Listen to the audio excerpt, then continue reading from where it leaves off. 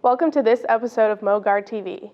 I'm Sergeant Mariah Best with the 70th Mobile Public Affairs Detachment.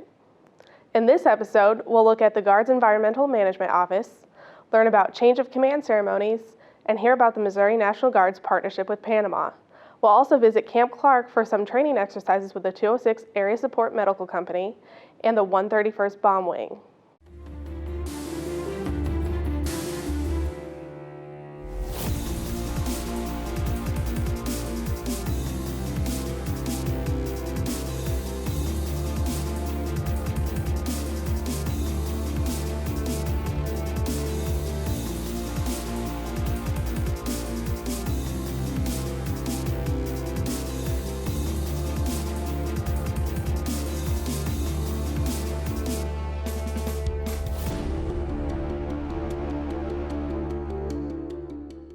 In our first story, we'll learn about how the Missouri National Guard's Environmental Management Office is setting the standard for environmental responsibility in the Guard.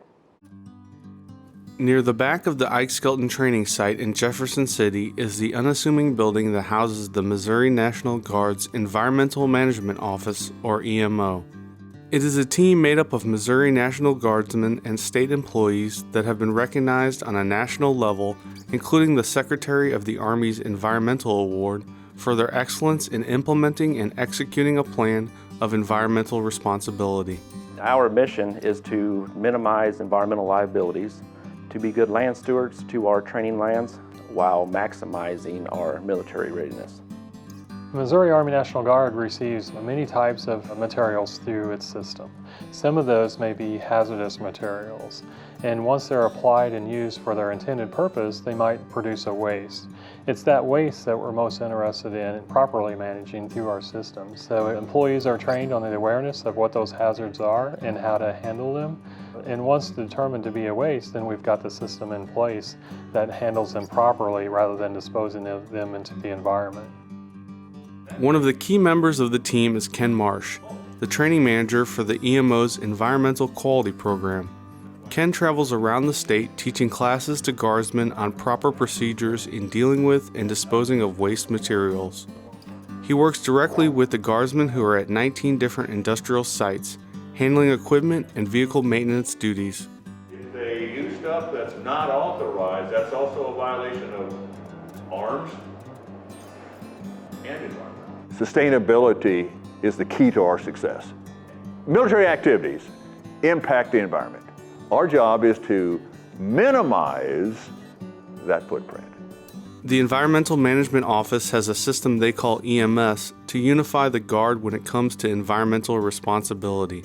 And that system basically outlines the framework of what our office does, everything from planning to training to assessments and improvements on what our assessments find. The EMS is more of a culture change within the organization so that awareness is all the way down to the user level, to the point where they can feel empowered to make decisions that affect the environmental management of their organization. It also provides tangible results so we can measure our successes. The Environmental Management Office doesn't just deal with industrial waste materials. Shane Campeter leads the conservation section. We manage the natural resources on the training sites to support the troops' training. If the environmental conservation section didn't exist, the training sites would be unusable for troops to train on. We can go out there and say, look at this, 10 years ago they couldn't train here, now they can train here, and it's viable training land. The Environmental Management Office has received many awards, but the most prestigious to date has been the fiscal year 2014 Secretary of the Army's Environmental Quality Award. They were recognized as the best among all Army and National Guard environmental programs in the industrial category. Winning this award is a great accomplishment for our office. It is the highest award that our office has received, and it shows the accomplishments of our staff and the effort that they put into their programs. And it does good for us to give us credibility. So when we have these awards to show back on that, yes, we know that we can do it and our management believes in us. I think what makes the Missouri Army National Guard environmental program better than the other states that we compete against is our constant oversight and watch of our facilities and our environmental concerns. We're there and performing assisted visits, 100% of all locations in the state, and we're able to provide that feedback to our managers, and they're able to make corrective actions quickly. What makes the Missouri National Guard successful is our soldiers. We can provide all the pamphlets, SOPs, information papers to the Guardsmen. However, it is up to them to implement our plans and our actions. So they're the front line out there every day. When a regulator shows up on a site, they don't call our office first. We depend on the knowledgeable Guardsmen to assist them through that and to make sure that we are in compliance. The soldiers of the Missouri Army National Guard care about their environment. They want to do the right thing, and having this system in place that provides training and provides a mechanism to report how they're doing has empowered all the soldiers that work at the Missouri Army National Guard to make wise environmental management decisions, which has contributed to our success today.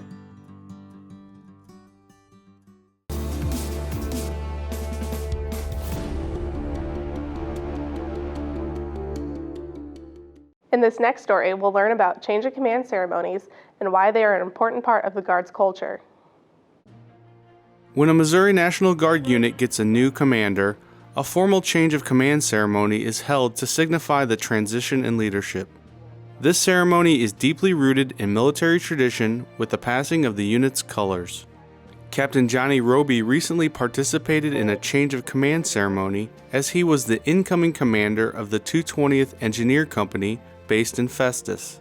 I really appreciate the history and the symbolism of just being a part of that. The Guidon has gone through a lot of commanders' hands, and it represents the entire company. That is your company rally point. It's the Guidon that's raised high, representing our place in that battlefield. Captain Paul Good was the outgoing commander of the 1141st Engineer Company based out of Kansas City. He took part in their change of command ceremony at Fort Leonard Wood. It's all very ceremonial. It's all about that formal process of I am relinquishing command, and it's all about the flag. The ceremony typically involves the outgoing commander, the incoming commander, the senior commander, and the senior enlisted leader of the unit. The ceremony is centered on the passing of the unit's flag or guidon that signifies their unit designation and corps affiliation. The flag is handed from the senior enlisted leader to the outgoing commander and then to the senior commander. The senior commander then hands it to the incoming commander, who in turn hands it back to the senior enlisted leader. Captain Amber Jones was the incoming commander for the 1141st Engineer Company. She had been part of another change of command ceremony earlier the same day as she left command of the 35th Engineer Brigade Headquarters and Headquarters Company based out of Fort Leonard Wood. Captain Jones knows that changes of command are inevitable, but also good for the growth of a commander as well as a unit. Being in the military, change commands happen. We all know that. You can't keep the same commander because they have to grow as a commander and they have to go into new roles and take the experiences that they gained as that company commander to their next unit. Everybody knows that in about 2 to 3 years you're going to get a new commander, and there is that growth aspect that happens with a new commander. Every new commander comes in, whether it's a male or female, every commander is different. They do things differently, they have different personalities, and they have different expectations of their troops. After a change of command ceremony, a unit will have to adjust to the new leadership.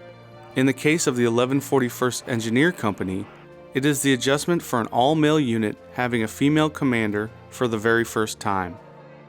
From my perspective, there will be a growing period, a growth, if you will, because the way that Captain Good has done things will probably be different than the way that I do things. It's just because we have different personalities. It's not necessarily he does those things because he's a male officer and I do the things that I do because I'm a female officer. It's just I have a different personality than he does and a different background. So that's going to be the growth aspect. Captain Jones will have assistance from the senior officers in the unit to help with the transition from Captain Good's command to her command. I rely on those senior NCOs in that unit to help me understand the way that they've done things in the past, maybe see some ways that we could do things better or differently, and grow as a unit as a whole. But I am not going to go in and change things without that senior NCO leadership involved in those changes. Units in the Missouri National Guard adapt to new leadership styles and grow to become better citizen soldiers, ready whenever called upon to serve their state or nation.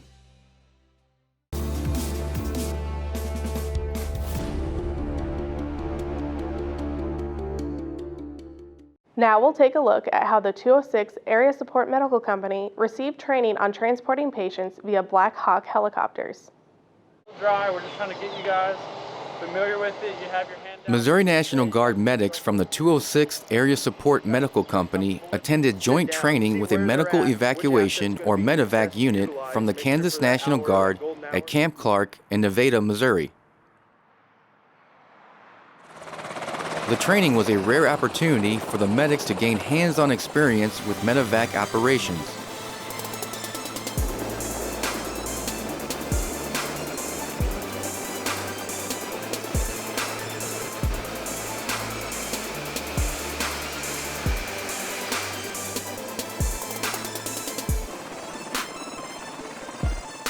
Today we have the opportunity to joint train with the Kansas Medevac unit. They recently returned from a deployment in Afghanistan. Then before that they had a stint in Iraq 2010-2011. So they bring with them a wealth of knowledge and experience.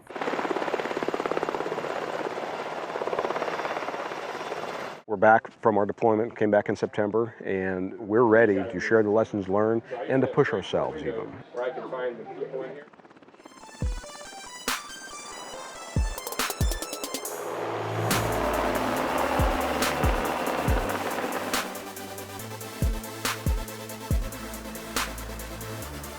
The 206 is an area support medical company, so our job is to get the patient from the helicopter to the battalion aid station and then treat and stabilize the patient once they get into the battalion aid station.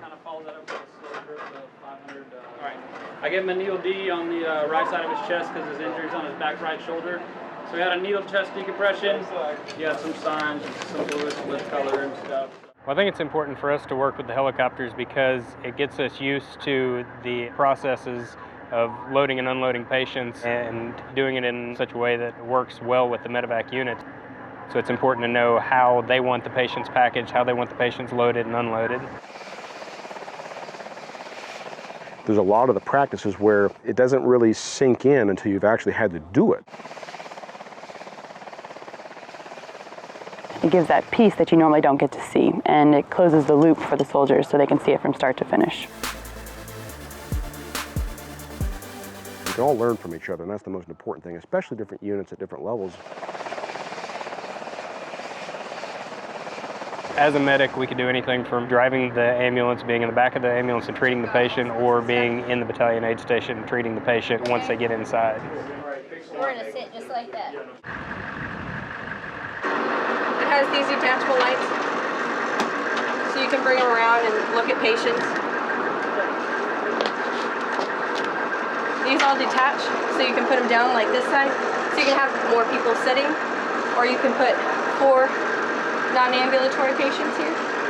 A lot of similarity as far as what we're really doing. It's patient care. That's what we're really after. And then the payoff is in human lives. I mean, you do actually save lives. There is no higher reward than that. One of the added benefits of assembling different units for training is that most of the personnel bring medical skill sets from their civilian jobs that enhance the training. Basically, this little operation out here for us is kind of a culminating event combining both warrior task and key collective task.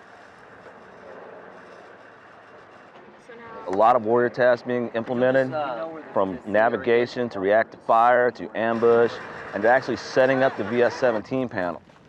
A VS-17 panel is basically a signaling device for a ground unit to signal where they'd like a helicopter to land or where they deem it safe. The key collective tasks involve communications between the ambulance and the inbound helicopter, the continuity of patient care from the helicopter medic to the medic on the ground, and the treatment facility. We had IV started, right AC, 500 hexstim was infused, pressure's improved to 80. Starting to get disoriented. He's been given 50 milligrams of ketamine. The 206 medics were given the opportunity to fly in Black Hawks and become familiar with in-flight procedures. The coolest thing I did today was flying in the Black Hawk.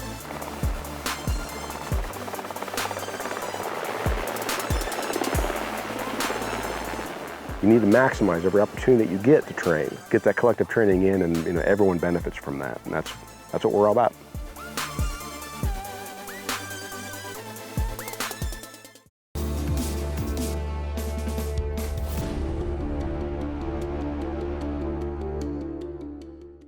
In this next story, we'll find out how the Missouri National Guard is sharing their state emergency response knowledge and experience with delegates from Panama.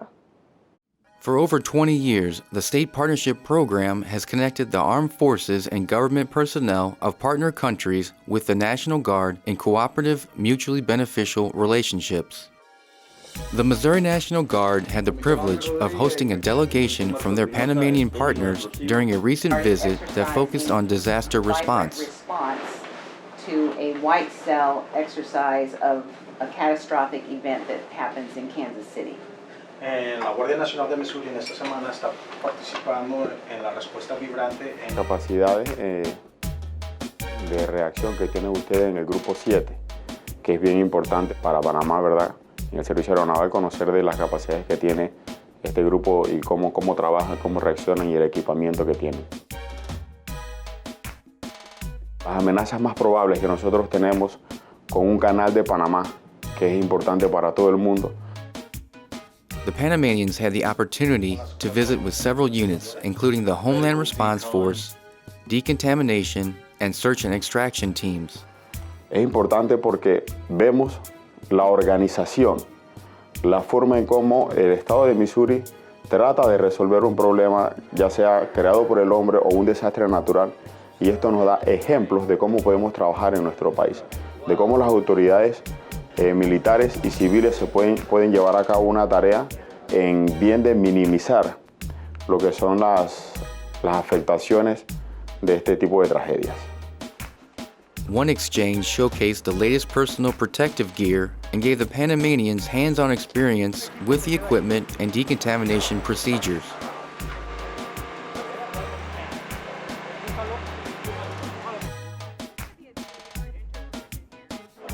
The delegation also toured the Joint Operations Center, or JOC, at the Ike Skelton Training Site in Jefferson City during exercise Vibrant Response, a national-level training exercise on disaster response. The State Partnership Program is administered by the National Guard Bureau, guided by State Department foreign policy goals, and executed by State's Adjutant General. The delegation met with Major General Steve Danner, the Missouri Adjutant General, while touring the JOC. And then I was just down in January and visited the expansion project. The expansion, yes, at the Gatun Locks. After the JOC tour, the Panamanian delegation toured the State Emergency Management Agency, also located at the Ike Skelton Training Site. La visita a las instalaciones del cuartel general siempre que se llevan estos entrenamientos son buenos porque nos hacen ver la capacidad de organización que tiene tanto la Guardia Nacional, cómo interactúa con FEMA, con el CIMA, y esto nos hace entender que quizás tenemos que hacer algunos ajustes en nuestra organización para poder trabajar de mejor manera. The Panamanian delegation also visited the state capitol in Jefferson City, touring the Capitol Rotunda and grounds.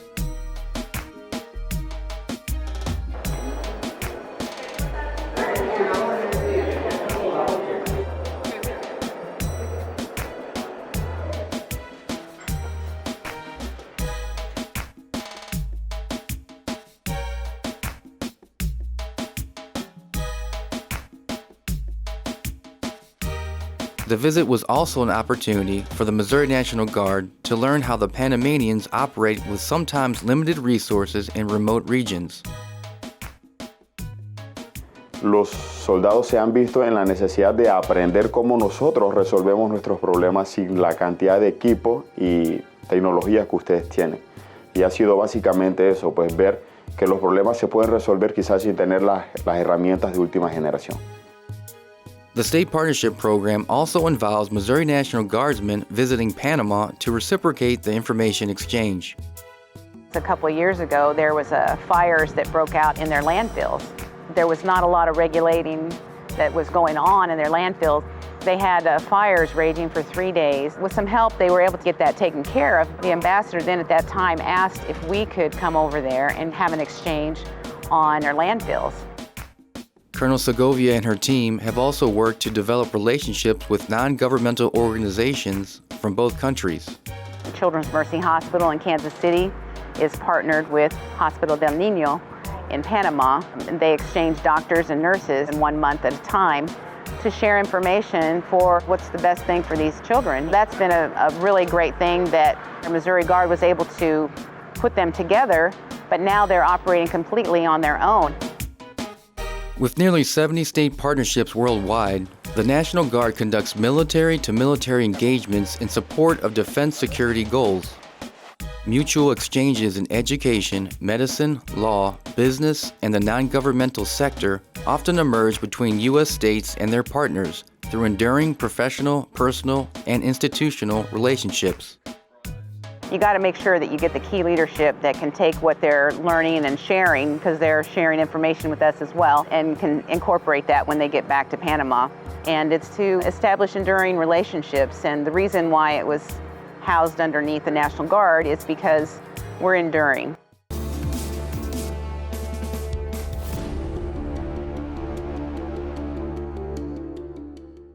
Now we'll head back to Camp Clark to watch the 131st Bomb Wing take part in their annual training.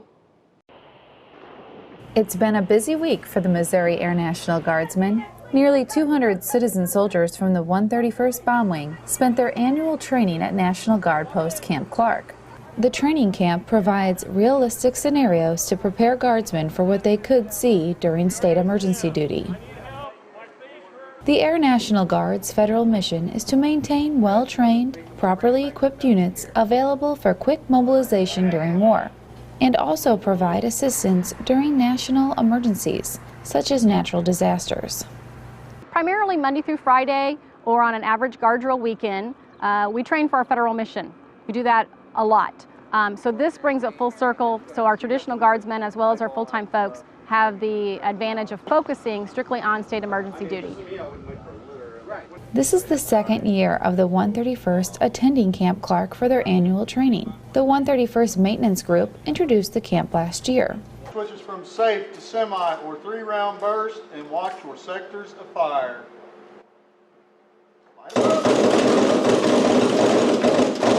We've added some additional training, gotten some more realistic training from the medical side, and being able to save lives and rescue folks. That's gotten more intense, more people involved in that. We're actually expanding it, so we did it for 2 weeks instead of just one. So instead of training approximately 100 people, we hope to train about 150 to 200 this year. Camp Clark provides the perfect opportunity for guardsmen to gain experience in disaster response. Originally, when they approached the scene, you just hear people screaming, hollering. Sometimes you had some debris landing because it's a simulated tornado. Power lines down, and at the same time, they also have obstacles to go around, so we actually had boards up in the middle of them trying to maneuver these litters in and out of these buildings. We did have a patient upstairs, so they had to figure out how to buddy carry a patient from upstairs downstairs safely. The Air National Guard will meet today's challenges by shaping combat-ready, adaptable airmen. Missouri Guardsmen have the unique mission to not only defend freedom worldwide, but to also help and serve America at home. I feel responsible for the people around me. So being in the National Guard and being local, that allows me to do more to help the people around me. Training camps such as Camp Clark keep the 131st Guardsmen ready for any state or federal mission. Staff Sergeant Elise Rich, 131st Bomb Wing, Missouri Air National Guard.